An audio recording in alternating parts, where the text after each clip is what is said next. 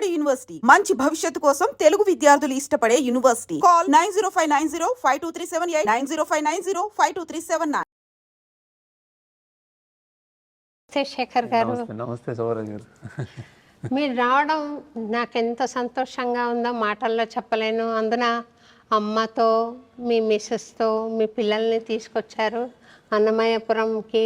చాలా సంతోషంగా ఉందండి. నాకు చాలా సంతోషంగా ఉందండి. వాళ్ళకి పిల్లలకి మేము పరిచయం చేయడమే నాకు ఎక్కువ. యాక్చువల్లీ మేము చిన్న వాళ్ళను చూసి కూడా నేను సంతోషపడ్డాను. You care to bring the family to Annamayyapuram. So happy. అక్కడ ఎప్పుడో చాలా ఏళ్ల క్రితం మీరు ట్యాంక్ బండ్ మీద జరిగిన నగర సంకీర్తనకి వచ్చారు.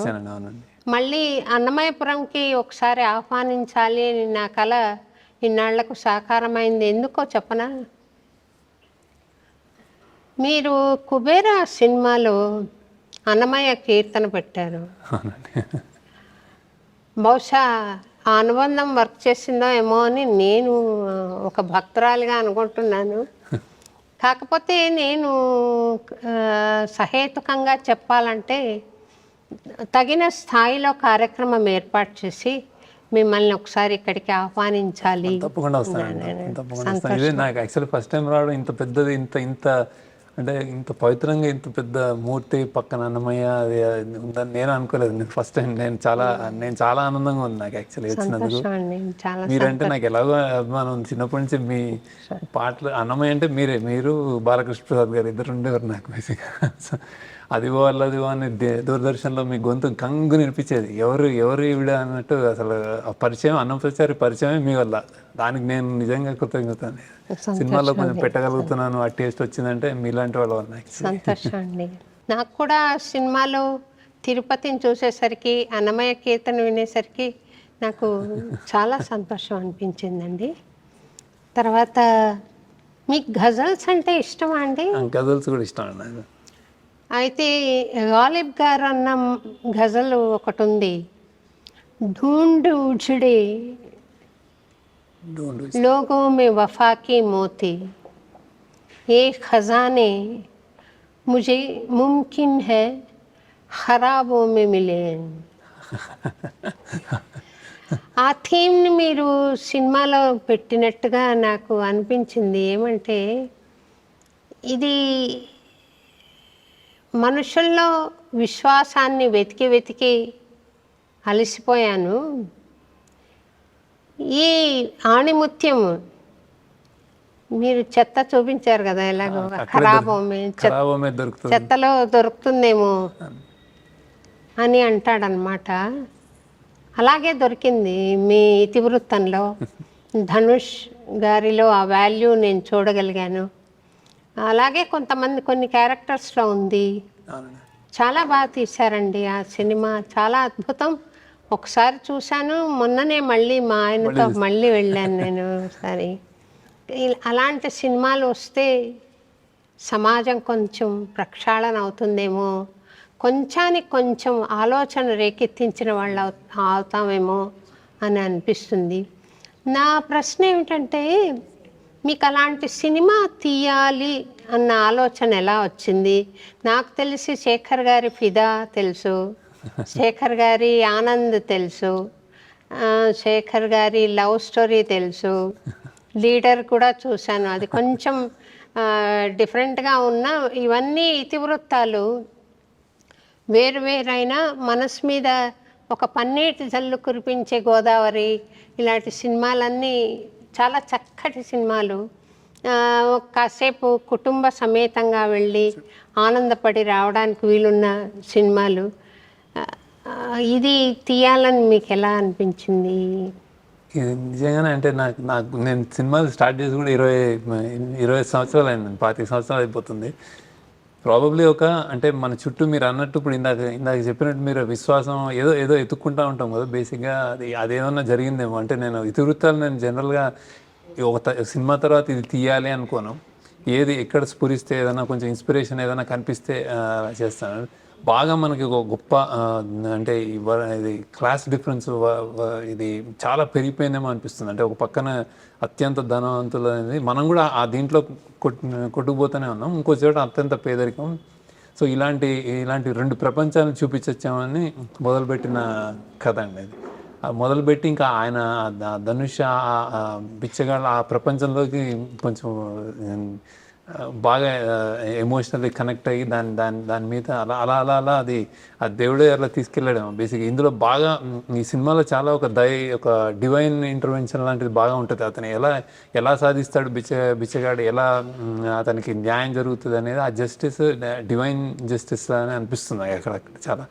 సో అది నేను రాయడం అలా అలా ఒక ఎక్కడో ఈ భేదాలు చూపిద్దామన్న ఒక థాట్ సినిమా, ఈ కథ మాత్రం అలా దాన్ని మెల్లగా అది ఇవాల్వ్ అయింది. ఏ పర్టికులర్ పాయింట్ అని చెప్పలేను కానీ నిజంగానంటే అంటే కదిల్చే విషయాలు రోజు చూస్తున్నాం. ఏదో కూడా ఫిల్మ్ మేకర్స్గా మేము ఏదో ఒక ఇతివృత్తం ఎంచుకున్నప్పుడు ఒక సమాజానికి తిరిగి ఇవ్వడమో, ఏదో వేలెత్తి చూపించడమో, మార్పు హోప్ చేస్తాం. మార్పు అంత తేలిగే రాదు, ఒక్క సినిమాతోటి రాదు. అంటే కాలం కూడా చాలా టైం పడుతుందేమో కానీ ప్రయత్నం అయితే ఫిల్మ్ మేకర్గా అదే ప్రయత్నం ఉంటుంది. నేను జనరల్గా మీరు అన్నట్టు ముందు సినిమాల్లో చాలా అంటే ఒక పోయిటిక్ ఒక ఆనందదాయకమైన ఒక మ్యూజికల్ అట్లాంటివి తీశాను. కానీ మంచి కాఫీ లాంటి సినిమా అది. కానీ ఎక్కడో ఒక మన లోపల ఇన్నర్ వాయిస్ లా ఉంటుంది. అంటే ఒక అలాంటి నేపథ్యంలో ఒక చిన్న అనిపించి ఇది రాయడం జరిగింది. సో చాలా బాగుందండి, ఇతివృత్తం చాలా బాగుంది. అంటే రాజేశ్వరి అని మాకు ఒక వాలంటీర్ ఉందండి. ఆవిడ నాతో పాటు ఫస్ట్ టైం నేను వెళ్ళినప్పుడు వచ్చి వాళ్ళ ఒక భిక్షగాన్ని ఫినరల్ చేస్తూ తీసుకెళ్ళి ధనుష్ డాన్స్ చేస్తూ పోయిరా పోయిరా పోయిరా మామ అని పాడతారు కదా. ఆ పాట డాన్స్ జరుగుతున్నప్పుడు కనీసం ఇప్పుడైనా ఐటమ్ సాంగ్ వస్తుంది అనుకున్నానండి, రాలేదు. ఏవీ లేకుండా ఈయన ఇంత అద్భుతంగా తీశారు సినిమా అని ఆమె అన్న మాట నాకు కొంచెం ఆలోచన వచ్చిందండి. ఇప్పుడు సినిమాలు ఎలా ఉన్నాయి అని చూస్తే ఒక ఫామ్లా ఉంది కదా, ఫైట్స్ అని, డ్యూయట్స్ అని, హీరోయిన్ అని, హీరో అని, ఇలాగా ఆ అపభ్రంశాలేమి మీరు మనసులో పెట్టుకోకుండా కేవలం ఇతివృత్తం ప్రధానంగా తీశారు కదా. అది నాకు చాలా సంతోషం అనిపించింది. ఒకసారి మిమ్మల్ని ఇక్కడికి పిలిచి ఇంటర్వ్యూ చేయాలి అన్న కోరిక కూడా నాకు కలిగిందండి. సినిమా సక్సెస్ బాగా అయింది, చాలా బాగా రిసీవ్ చేసుకున్నారు. మంచి అంటే నేను ఊహించిన దానికంటే ఎక్కువ సక్సెస్ ఇచ్చారు. కానీ మీరు ఇలా పిలవడం నాకు ఆ రోజు మీరు పిలవగానే నాకు అత్యంత అంటే చాలా ఆనందం వేసింది. అంటే ఇమ్మీడియట్ ఎప్పుడు రావాలని చూసాను నేను. సో అది చాలా థ్యాంక్స్ అండి. మిమ్మల్ని అంటే చాలా మంది కాల్స్ చేశారు కానీ మీ నుంచి రావడం అనేది నాకు చాలా పెద్ద గర్వంగా ఫీల్ అవుతున్నాను. అండ్ అది అంటే మీరు అన్నట్టు నేను సినిమాలో కథ రాసుకున్న తర్వాత కథకి న్యాయం చేయడం తప్ప అది ఆ ఇతివృత్తానికి న్యాయం చేయడం, మనం ఎప్పుడూ ఇన్విజిబుల్ పీపుల్ అంటారు. ఇప్పుడు మన చుట్టూ ఉన్నారు కానీ మన చుట్టూ ఉన్న వాళ్ళు మనకి కనిపించట్లేదు, బిచ్చగాళ్ళ వాళ్ళు ఎంతోమంది అలా. సో వాళ్ళ గురించి ఏదైనా కథ వచ్చినప్పుడు చాలా జాగ్రత్తగా తీయాలన్న ఒక బాధ్యత కూడా ఉంటుందండి సినిమా. సో ఆ బాధ్యతతోటే తీసాను అనమాట. అంటే ఉంచవృత్తి అనేది చాలా గౌరవమైన వృత్తి కింద ముందు ఇప్పుడు కూడా ఆది భిక్షు ఆది భిక్షు వాడు ఏమి కోరేది ఆయన పాట కూడా సిరివెన్నెల గారిది. ఆది భిక్షు ఆయనే శివుడు. తర్వాత త్యాగరాజస్వామి ఉంచవృత్తి చేసి ఆయన జీవించేవారు, పాటలు నమ్ముకోలేదు. ఇలా ఒక ఉదాత్తమైన వ్యాపకంగా ఉంది ఉంచవృత్తి అనేది. ఈ రాను అది కొంచెం చాలా చిన్న చూపుకు గురైపోయి భిక్ష కోరేవాళ్ళు కూడా ఎలా ఉన్నారంటే రోడ్లో వెళ్తుంటే తలుపు కొట్టి మరీ అడుగుతున్నారు. అది ఉంచవృత్తి అంటే అన్ని వృత్తులు దిగజారినట్లుగానే ఆ వృత్తి కూడా కొంత దిగజారింది. కానీ మీకు ఐడియా వచ్చింది, అందులో కూడా ఆణిముత్యాలు ఉంటాయి, మనం ఏరుకోవచ్చు అన్న ఆలోచన వచ్చింది. అది అభినందనీయం అండి, తప్పకుండా. తర్వాత ఈ భిక్షగాడి పాత్ర మీరు మనసులో పెట్టుకుని ధనుష్ని పిలిచారా, లేకపోతే ధనుష్ని మీరు పాత్ర సృష్టించాక ఆయన అయితే బాగుంటాడు అనుకున్నారా? అదే నేను కథ జనరల్గా రాసేసుకుంటాను. రాసుకున్న తర్వాతే ధనుష్ ఇతను ఇంకా అసలు అతనే మెదిలాడు మధ్యలో. అంటే అతను చాలా గొప్ప గొప్ప పాత్రలు చేశాడు. అతను నేషనల్ అవార్డు కూడా వచ్చింది. అండ్ అతని ఆహార్యం, అతను దేనికైనా ఒక క్యాంప్లాజ్ అంటారు కదా, ఏదైనా చేయగలరు పాత్రలో. అది పరకాయ ప్రవేశం చేసేస్తాడు అనమాట. సో అది చూడగానే చాలా కష్టసాధ్యం. ఇది అంత తేలిక కాదు.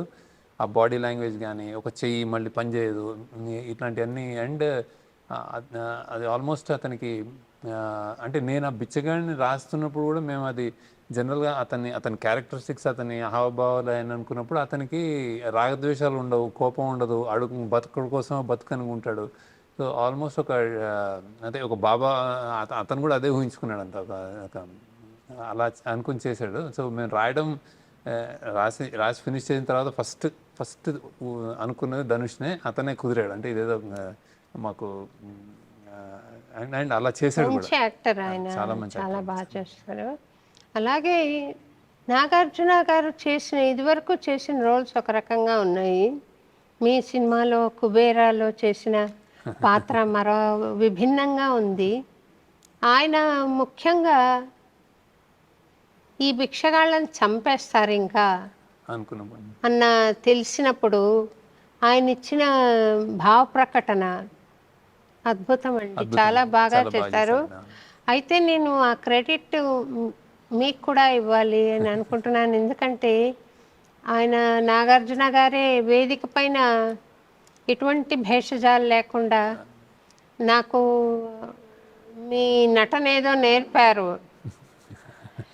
నేను రోజు కొత్తగా ఫీల్ అయ్యాను అని చెప్పడం నేను విన్నాను. చాలా సంతోషం అనిపించింది. మామూలుగా ఆయన కనపడతారు పాత్రలో, ఇక్కడ దీపక్ కనిపించారు. మీ కృషి కనపడుతుంది. అవునండి, సినిమాకు ఉదాత్తమైన సినిమా అనేది వాళ్ళు ఫిక్స్ అయ్యి, నేను ఇది బాగా చేద్దాం, ఇది డైరెక్టర్గా ఇప్పుడు నా స్వార్థం కాదు, ఇది ఒక కథ స్వార్థం అన్నమాట. కథకు కావాల్సినట్టు చేద్దామని వాళ్ళు నాగార్జున గారు కానీ, ధనుష్ గారు కానీ, రష్మిక కానీ అందరూ ఫిక్స్ అయ్యారు అనమాట. సో నా పని ఈజీ అయింది. అంటే వాళ్ళు ఇవ్వడం, నేను తీసుకోవడం, వాళ్ళు ఏదో ఒక వేరియేషన్ లైక్ ఇది ఇలానా అంటే నేను తీసుకోవడం జరిగింది. సో నాగార్జున గారు తన స్టార్డమ్, తన ఉన్న సూపర్ హీరో ఇంకా పొజిషన్ అన్నీ వదులుకొని పాత్రలో ఒక కాన్ఫ్లిక్టెడ్ ఇండివిజువల్, అంటే ఎప్పుడు తప్పన పడుతుంటాడు, రైట్ ఆర్ రాంగ్ అని. చాలా మందిలో ఉండేది.